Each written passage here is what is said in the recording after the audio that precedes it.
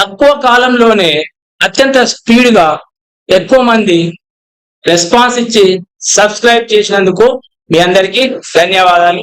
అమూల్యమైనటువంటి సూచనలు సలహాలు చేసినటువంటి మీ అందరికి కూడా ధన్యవాదాలు.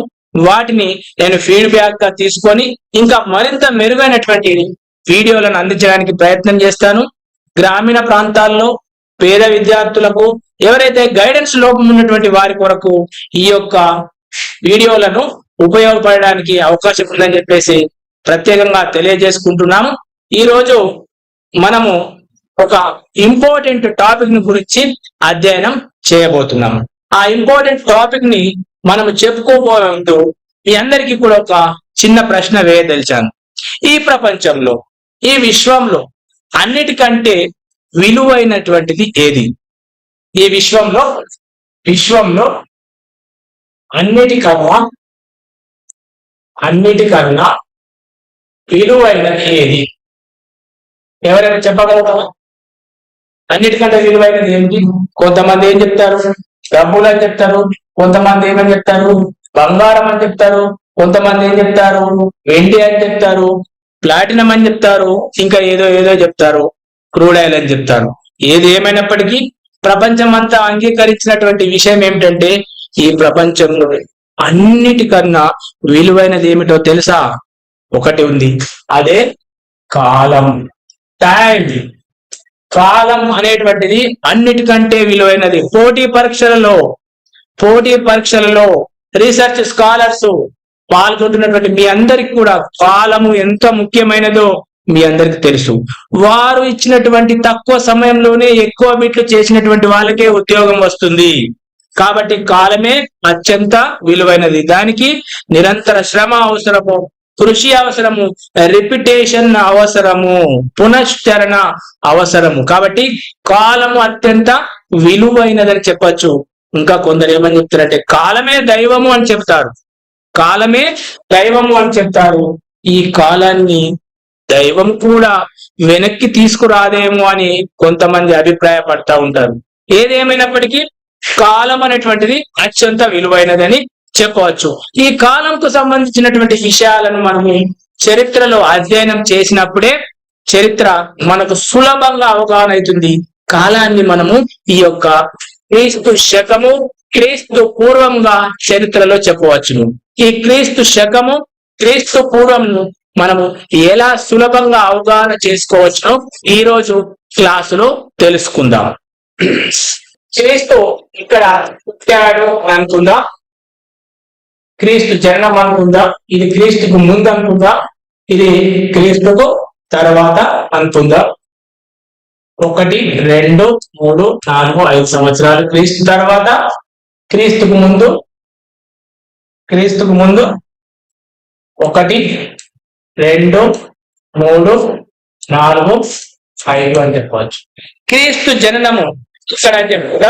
దాన్ని మనం ఇంకొక మాటలో చెప్తున్నాము, ఈ పాత కాలంలో యానో డొమైన్ అని పిలుస్తాం క్రీస్తు శకం, లేదా కొత్త దాంట్లో మనం కామన్ ఎరా అని పిలుస్తాం. ఏడి అంటే యానో డొమైన్ అని పిలుస్తాము. ఈ యానో డొమైన్ మనం ఏంటంటే దేవుడు పుట్టినటువంటి కాలంగా చెప్పబడుతుంది. యానో డొమైన్ ఏడి అని చెప్పవచ్చును. ఈ యొక్క దీన్ని సాధారణంగా సాధారణ కామన్ ఎరా అని కూడా పిలుస్తారు, సాధారణ యుగం. ఇక్కడ క్రీస్తు పుట్టిన తర్వాత, క్రీస్తు ఇక్కడ పుట్టాడనుకుందా, క్రీస్తు పుట్టిన తర్వాత 1 సంవత్సరం, 2 సంవత్సరాలు, 3 సంవత్సరాలు, 4 సంవత్సరాలు, 1947, 2025 ఇప్పటి వరకు. నెక్స్ట్ క్రీస్తు 1, 2, 3, 4, 5 563 అనుకుందాం. 563 అని ఎందుకు అంటున్నాం? బుద్ధుడి యొక్క జన్మము. దాన్ని మనము క్రీస్తు పూర్వము, క్రీస్తు శకం అంటాం. దీని పుట్టాన్ని మనము క్రీస్తు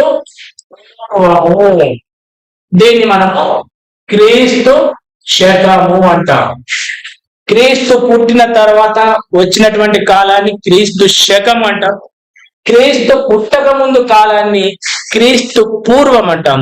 దీన్ని ఆంగ్లంలో అంతకుముందు బిసి అని పిలిచేవారు, బిఫోర్ క్రైస్ట్. దీన్ని ఏడి అని పిలిచేవారు. ఆయన డొమైన్ అని పిలుస్తారు. అంటే దైవము పుట్టినటువంటి సంవత్సరంగా, ఈ సంవత్సరాన్ని దైవం పుట్టిన సంవత్సరంగా చెప్పబడ్డది. అయితే ఇదేంటి, ప్రతిదానికి క్రీస్తు అంటారు, ఏమో అంటారు, ఇది ఒక రకమైన మతపరమైనటువంటి మాటగా పిలుస్తుంది అని చెప్పేసి కొంతమంది రీసెర్చ్ స్కాలర్స్ అబ్జెక్షన్ చెప్పడం వల్ల, కొంతమంది యూదులు, అరబ్బులు తమ యొక్క అభిప్రాయాలను వెల్లడించడం వల్ల అందరూ చరిత్రకారులు అంగీకరించినటువంటి ఒక యుగము చెప్పారు. దాన్ని కామన్ ఎరా, సాధారణ యుగము, సాధారణ యుగంగా దీన్ని పిలుస్తాము. 1 నుంచి 2, 3, 4, 5, 1947, 2025 సాధారణ ఎరా కంటే ముందు 1, 2, 3, 4 ఉంది కదా, దీన్ని BCE, బిఫోర్ కామన్ ఎరా, సాధారణ యుగంకు పూర్వమైనది, అంటే పూర్వ సాధారణ యుగము, దీన్ని పూర్వ సాధారణ యుగం అంటాం. దీన్ని సాధారణ, ఇప్పుడు మీకు అర్థమైపోయచ్చు, క్రీస్తు పుట్టిన తర్వాత 1, 2, 3, 4 సంవత్సరాలు జరిగితే దీన్ని సాధారణ యుగము, కామన్ ఎరా. పాతకాలంలో దీన్ని ఏడి అని పిలిచేవాళ్ళు, యానో డొమైన్ అని పిలిచేవాళ్ళు. ఈ యొక్క క్రీస్తు పుట్టక ముందు కాలాన్ని 1, 2, 3, 4, 5, 563, 563 ఎందుకు అంటున్నాం అంటే అది బుద్ధుడి జననము కాబట్టి 560 BCE, బిఫోర్ కామన్ ఎరా. ఈ క్రీస్తు పూర్వం 7 దాకా లెక్కిస్తారు సార్ అనే ప్రశ్న రావచ్చు. ఇది 10,000 సంవత్సరాల వరకు మాత్రమే లెక్కిస్తారు. క్రీస్తు పూర్వంని లేదా BCEని ఏ సంవత్సరాంగా లెక్కిస్తారు? 10,000 సంవత్సరాలు. ఆ తర్వాత ఏం చేస్తారు? దాన్ని యుగాలుగా మళ్ళీ లెక్కిస్తారు, యుగాలుగా లెక్కిస్తారు. ఈ యొక్క లెక్కించేటటువంటి ఈ యొక్క కాలాన్ని మనము క్యాలెండర్, ఈ యొక్క కాలాన్ని మనం ఒక క్యాలెండర్ లో పోల్చినట్లయితే ప్రస్తుతము ప్రపంచము అనుసరిస్తున్నటువంటి క్యాలెండర్ గ్రెగోరియన్ క్యాలెండర్ అని పిలుస్తారు. ఏం క్యాలెండర్ అంటారు? Gregorian calendar, Gregorian calendar. ఈ గ్రెగోరియన్ క్యాలెండర్ అనేటువంటిది డయోనసిస్ ఎక్సికస్ అనేటువంటి మత సన్యాసి కాలంలో, డయోనసిస్ ఎక్సికస్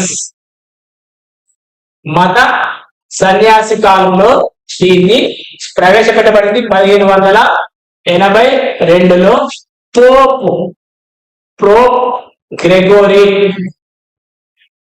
గ్రెగోరీ అనేటువంటి ఈ యొక్క క్రైస్తవ మత పెద్ద కాలంలో ఈ యొక్క డయానసిస్ ఎక్సిస్ అనేటువంటి మత సన్యాసి ఈ యొక్క నక్షత్రాలు, రాసులు మరియు సూర్యగ్రహణము, చంద్రగ్రహణము, సూర్యభ్రమణము వీటన్నిటిని లెక్కగట్టి రోజులు, గంటలు, వారాలు, సంవత్సరాలు, నెలలుగా లెక్కగట్టి మనకు ఈ యొక్క గ్రెగోరియన్ క్యాలెండర్ ని ప్రవేశపెట్టడం జరిగింది. ప్రస్తుతము ప్రపంచమంతటా కూడా ఏ క్యాలెండర్ ని అనుసరిస్తున్నారు? ఈ యొక్క గ్రెగోరియన్ క్యాలెండర్ ని అనుసరించడము జరుగుతున్నది. అయితే సార్ మరి గ్రెగోరియన్ క్యాలెండర్ ఒకటే ఉందా? ఇంకా చాలా క్యాలెండర్స్ ఉన్నాయి. వాటిని ఒకసారి చూద్దాం. క్యాలెండర్స్ లలో మనము ఇప్పటి వరకు గ్రెగోరియన్ క్యాలెండర్ ని చూసాం. భారతదేశంలో శక సంవత్సరము అనేటువంటి మరొక క్యాలెండర్ ఉంది. ఇది 78 ఈ కామన్ ఎరా కాలంలో, కనిష్కుని కాలంలో ఇది ప్రారంభమవుతుంది. శక సంవత్సరము భారతదేశంలో కనిష్కుని ఎందుకు తీసుకున్నారు సార్? కనిష్కుడి కాలంలో పూర్వమైనటువంటి ప్రగతిని సాధించడం జరిగింది. అన్ని రంగాలలో ఇది ఒక రకంగా బంగారు యుగము, స్వర్ణయుగంగా చెప్పవచ్చు. బంగారు కాయిన్స్, గోల్డ్ కాయిన్స్ అనేటువంటివి విరివిరిగా మనకు పురావస్తు ఆధారాలలో లభించాయి. కాబట్టి అందరు చరిత్రకారులు అంగీకరించినటువంటి ఈ యొక్క శక సంవత్సరము 78 CE కామన్ ఎరాగా చెప్పవచ్చును. అదే విధంగా మరొకటి ఉంది, ఇది విక్రమ సంవత్సరము. ఇది 58 C4. విక్రమాదిత్యుడి కాలంలో 58వ సంవత్సరం నుంచి ఈ యొక్క విక్రమ సంవత్సరాన్ని మనం కూడా లెక్క కడతాము. మరొకటి కూడా ఉంది ఇందులో, శాలివాహన శకము. శాలివాహన శకము విక్రమ సంవత్సరం తర్వాత 136 సంవత్సరాలకు శాలివాహన శకము ప్రారంభమైంది. ఏది ఏమైనప్పటికీ కూడా ఈ యొక్క కాలాన్ని సరిగ్గా చరిత్రలో అర్థం చేసుకున్నటువంటి వ్యక్తే చరిత్ర యొక్క బిట్లను కాంపిటేటివ్ ఎగ్జామ్స్ ను ఖచ్చితంగా పెట్టగలిగేటటువంటి అవకాశం ఉందని చెప్పవచ్చును. కాబట్టి ఈ యొక్క కాలాన్ని గుర్తుంచుకున్న క్రమంలో ఈ యొక్క బిట్స్ అడగవచ్చు. ఏమని అడగవచ్చు? విక్రమ శకం ఎప్పుడు ప్రారంభమైనది? 58లో. ఇది నాలెడ్జ్ బిట్. కొన్నిసార్లు అండర్స్టాండింగ్ బిట్లు అడుగుతున్నాడు, కొన్నిసార్లు అప్లికేషన్ బిట్లు అడుగుతున్నారు. నాలెడ్జ్ బిట్లలోనే చాలా హార్డ్ బిట్స్ అడుగుతున్నాడు. తర్వాత శక సంవత్సరం ఎప్పుడు ప్రారంభమైంది? 78వ సంవత్సరంలో. గ్రెగోరియన్ క్యాలెండర్ ఎప్పుడు ప్రారంభమైంది? 1582లో. ఈ యొక్క గ్రెగోరియన్ క్యాలెండర్ ని ప్రపంచమంతా అనుసరిస్తున్న క్యాలెండర్ ఏది? Gregorian calendar. వీటితో పాటు ఒక్కోసారి మ్యాచ్ ద ఫాలోయింగ్ అడుగుతున్నాడు. మ్యాచ్ ద ఫాలోయింగ్ లో 58, 78, 136, 1586. 58 C, 78 C, 136 C మరియు 1582 అని చెప్పేసి ఇలా ఇచ్చేసేసి మ్యాచ్ ద ఫాలోయింగ్ అని ఇచ్చేసేసి ABCD శక సంవత్సరం, గ్రెగోరియన్ సంవత్సరం, విక్రమ సంవత్సరం, శాలివాహన సంవత్సరం అని చెప్తున్నారు. ఇక్కడ 58 మనకు విక్రమ సంవత్సరంగా, శక సంవత్సరం 78గా, 130 అనేటువంటిది శాలివాహనగా, 1582 అనేటువంటిది మనకు గ్రెగోరియన్ క్యాలెండర్ గా చెప్పడము జరుగుతుంది. ఇలాంటి bits match the following bits అడగడము కూడా జరుగుతుంది. వీటితో పాటుగా మనము ఈ యొక్క కాలములో పాత కాలంని, కొత్త కాలాన్ని ఏ విధంగా రాసేవారు అనేటువంటి విషయాన్ని మళ్ళొకసారి పరిశీలిద్దాం. ఇది 6th క్లాస్ నుంచి మరియు పీజీ వరకు ఉన్నటువంటి క్లాసులలో కూడా మనకు క్రీస్తు శకముని అక్కడ వాళ్ళందరూ కూడా ఏడీగా పిలిచారు. ఓల్డ్ బుక్లలో ఇదే ఉంటది, ఇప్పటికి కూడా ఇదే ఉంది. తర్వాత దీనికి మనము కామన్ ఎరా అని పిలుస్తున్నాం, సాధారణ యుగము. ఇదంతా పాత దాంట్లో మనకు క్రీస్తు పూర్వమి, బిఫోర్ క్రైస్ట్ అని చెప్పడం జరుగుతుంది పాత దాంట్లో. మరి కొత్త దాంట్లో ఏమని చెప్తున్నారు? బిఫోర్ కామన్ ఎరా అని చెప్పడం జరుగుతుంది. దీనికి ఒక ఉదాహరణ తీసుకుంటే క్రీస్తు శకం ఏడీలో మనం ఏమని చెప్తాం? 563 ఏడి అనేది ముందు రాస్తున్నారు. అదే విధంగా క్రీస్తు పూర్వంలో 563 బీసీ అని రాస్తున్నారు. 563 ఏడి అని ముందు రాస్తున్నారు, కాలం కంటే ముందు. 563 అనేది బీసీ అని తర్వాత రాస్తున్నారు. మనం 6th సెంచరీ బీసీ అని రాస్తాం. ఆ విధంగా అన్నమాట. ఇక కొత్త దాంట్లో కామన్ 563 సిఈ అని ఈ కాలం రాసినాకనే సిఈ రాస్తున్నారు. 563 ఈసీ అని ఇది కాలం రాసిన తర్వాతనే రాస్తున్నారు. కొత్త సిలబస్లలో, కొత్త బుక్లలో మనకు ఇలా ఉంటుంది, పాత బుక్లలో ఇలా ఉంటుంది. కాబట్టి కన్ఫ్యూజ్ కావాల్సిన పని లేదు. కాబట్టి మీరు ఈ యొక్క బీసీని అవగాహన చేసుకోగలిగితే బిట్లను ఈజీగా ఆన్సర్ చేయవచ్చు. ఇప్పుడు NTA, national testing agency, TSPSC, TGPSC, APPSC మరియు జేఎల్డిఎల్, డిఎస్సి మరియు పోలీస్ జాబ్లలో అడిగినటువంటి ఒక 2 క్వశ్చన్స్ ని మనం ఒక్కసారి పరిశీలన చేద్దాం. బుద్ధుడి యొక్క జననము జరిగిన సంవత్సరము ఏది? బుద్ధుడి యొక్క జననము జరిగిన సంవత్సరము ఏది అనేటువంటిది ఒక క్వశ్చన్ అడిగిండు. దాంట్లో 1, 2, 3, 4 ఆన్సర్స్ ఉన్నాయి, కానీ అక్కడే ఉంది ట్విస్ట్ అంతా. జనన సంవత్సరము ఏది? Answer A 563. Answer A 563. BC. Answer B 563 CE. Answer C 536 BC. Answer D 536 CE. ఇట్లా అడిగినా కూడా మీరు ఈజీగా ఆన్సర్ చేయగలుగుతారు. ఆన్సర్ ఏంటిది ఇక్కడ? 563 బిసిఈ అంటాం. అంటే బిఫోర్ కామన్ ఎరా అనేటువంటిది ఆన్సర్ అవుతుంది.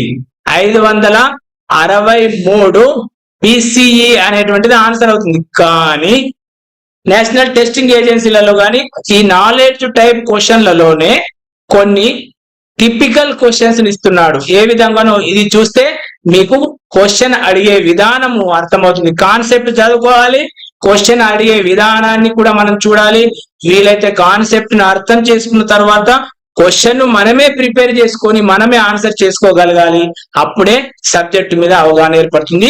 ఆన్సర్ ఏంటిదో ఒకసారి చూద్దాం. ఇప్పుడు మనకు ఇది డైరెక్ట్ మనకు ఇలా చెప్పడం జరిగింది. ఇది డైరెక్ట్ ఆన్సర్. కొన్ని ఇప్పుడు మరొక క్వశ్చన్ లో ఏ విధంగా క్వశ్చన్ అడుగుతున్నాడో మళ్ళీ ఒకసారి ఈ క్రింది వాటిని జతపరచుము. ఈ క్రింది వాటిని జతపరచుము. 1 58 C. 2 78 C. 3 136 C. 4 1582 C. A Saka సంవత్సరము. బి విక్రమ సంవత్సరము. C Gregorian. డి శాలివాహన. ఇక్కడ ఏ శక సంవత్సరము, బి విక్రమ సంవత్సరము, సి గ్రెగోరియన్, డి శాలివాహన. మామూలుగా ఆన్సర్ ఏమై ఉంటది? మనము డైరెక్ట్ మ్యాచ్ ద ఫాలోయింగ్ చేయొచ్చు. కానీ ఆన్సర్ లో ఉంది ట్విస్ట్. ఒక్కసారి గమనించండి. ఈ యొక్క క్వశ్చన్ ఎన్టీఏ ఎగ్జామ్స్ లో, నేషనల్ టెస్టింగ్ ఏజెన్సీ క్వశ్చన్స్ లలో, నెట్ సెట్ లాంటి క్వశ్చన్స్ లలో, అదే విధంగా టీజీపీఎస్సి, ఏపీపీఎస్సి గ్రూప్స్ ఎగ్జామ్స్ లలో, డిఎస్సి, జేఎల్, డిఎల్ మరియు పోలీసు ఉద్యోగాలలో అడిగినటువంటి క్వశ్చన్ ని మనం ఒక్కసారి గమనిస్తే ఇక్కడ మనకు 4 ఆన్సర్స్ ఇచ్చారు. ఒకటి 1C. ఏ ఆన్సర్ లో 1C, 2D, 3B, 4A. Answer B లో 1B, 2A, 3D, 4C. Answer C లో 1A, 2D, 3B, 4C. Answer D లో 1B, 2A, 3C, 4D. మీరు గమనించారా ఎంత స్లైట్ డిఫరెన్స్ ఉంది? ముఖ్యంగా దీనికి ఉన్నటువంటి డిఫరెన్స్ చాలా, ఒకటే డిఫరెన్స్. ఇక్కడ 3, 4 తేడా ఉంది. ఇక్కడ డి ఉంది, ఇక్కడ సి ఉంది, ఇక్కడ సి ఉంది, ఇక్కడ డి ఉంది. అంటే మిమ్మల్ని మీ యొక్క క్వశ్చన్ కు ఆన్సర్ ని మిమ్మల్ని తప్పుదో పట్టించడానికి ఎంత అవసరమైతే అంత అవసరంతో కూడినటువంటి క్వశ్చన్స్, ఆన్సర్స్ ని మనకు తయారు చేయడము జరుగుతుంది. కాబట్టి మీరు ఈ యొక్క కాలం అనేటువంటిది మోస్ట్ ఇంపార్టెంట్. ఈ కాలాన్ని పోటీ పరీక్షలలో ఆస్పిరెంట్స్, ఉద్యోగార్థులు ఎంత ఎక్కువగా వినియోగించుకోగలిగితే అంత ఎక్కువ ఫలితాలను సాధించిన వాళ్ళు అవుతారు. ముఖ్యంగా మనకు రిపిటేషన్, మనము చదువుకున్నటువంటి కంటెంట్ ని రిపిటేషన్ చేయాలి. మనం సొంతంగా క్వశ్చన్స్ ని తయారు చేసుకోగలగాలి, సొంతంగా ఆన్సర్స్ ని తయారు చేసుకోవాలి, మ్యాచ్ ద ఫాలోయింగ్ ని తయారు చేసుకోగలగాలి. అప్పుడే మనము ఈ కాలానికి సంబంధించినవి కానీ ఇంకా ఏ క్వశ్చన్స్ పైన ఆన్సర్స్ ఈజీగా సులభంగా మనము ఆన్సర్ చేయగలుగుతాము. ఈ రోజు ఈ యొక్క క్లాసులో కాలానికి సంబంధించినవి, ముఖ్యంగా క్రీస్తు శకము, క్రీస్తు పూర్వంకు సంబంధించినటువంటి అంశాల పట్ల మనము క్షుణ్ణంగా అవగాహన వచ్చిందని నేను భావిస్తున్నాను. మరియు వీటికి సంబంధించినటువంటి డిస్క్రిప్షన్ మనకు ఇప్పుడు అందులో లింక్ కూడా, డిస్క్రిప్షన్ లో లింక్ కూడా పెట్టబోతున్నాం. అదే విధంగా ఈ క్లాస్ కు సంబంధించినటువంటి విషయాల పట్ల ఇంకా కొన్ని మెటీరియల్ కూడా రాబోతుంది. కాబట్టి నెక్స్ట్ మనము ఈ యొక్క క్లాసు పూర్తయిన పిమ్మట మీరు చేయవలసిన పని ఏంటంటే, ఈ క్లాసు కనుక మీకు అవగాహన అయితే తప్పకుండా లైక్ చేయండి, షేర్ చేయండి, సబ్స్క్రైబ్ చేయండి. ఈ విధంగా చేయడం వల్ల మాకేమి లబ్ధి అంటే పేద విద్యార్థులకు, గ్రామీణ ప్రాంతాల్లో చదువుతున్నటువంటి విద్యార్థులకు, గైడెన్స్ లోపంతో ఉన్నటువంటి విద్యార్థులకు ఇది ఎంతగానో మేలు చేసిన వాళ్ళు అవుతారు. కాబట్టి మనకున్నటువంటి నాలెడ్జ్ పంచితే మనకు రెట్టింపు అవుతుంది, మనకున్న సమాచారాన్ని పంచితే రెట్టింపు అవుతుంది, మనది తరిగిపోదు, మనకే ఇంకా పెరుగుతుంది. కాబట్టి ఈ విషయాలను మనసులో ఉంచుకొని మీరు రిపిటేషన్ చేయండి మరియు కాలాన్ని సద్వినియోగం చేసుకోండి. ఈ అంశాల పట్ల క్షుణ్ణంగా అధ్యయనం చేయండి. వీళ్ళు ఇస్తున్నటువంటి క్వశ్చన్ సరళిని, ప్రశ్నల సరళిని పూర్తిగా అవగాహన చేసుకోవాలని మరొకసారి తెలియజేస్తున్నాను. అంతేకాకుండా ఈ యొక్క ఉపసారిస్ట్ క్లాస్ అటెండ్ అయిన మీ అందరికి మరొకసారి ధన్యవాదాలు తెలియజేస్తున్నాను. ఈ యొక్క క్లాస్ మీకు ఎంతో ప్రభావవంతంగా ఉందని నేను భావిస్తున్నాను. నెక్స్ట్ క్లాస్ ఎంతో ఇంపార్టెంట్, ఎంతో ఆసక్తికరమైనటువంటి టాపిక్ తో మనము నెక్స్ట్ క్లాస్ లోకి ఎంటర్ కాబోతున్నాము. అప్పటి వరకు మీరందరూ ఈగర్ గా ఉండాల్సిందిగా కోరుతున్నాము. ఈ యొక్క ఛానల్ ని సబ్స్క్రైబ్ చేయవలసిందిగా కోరుతున్నాము. Thank you, one and all.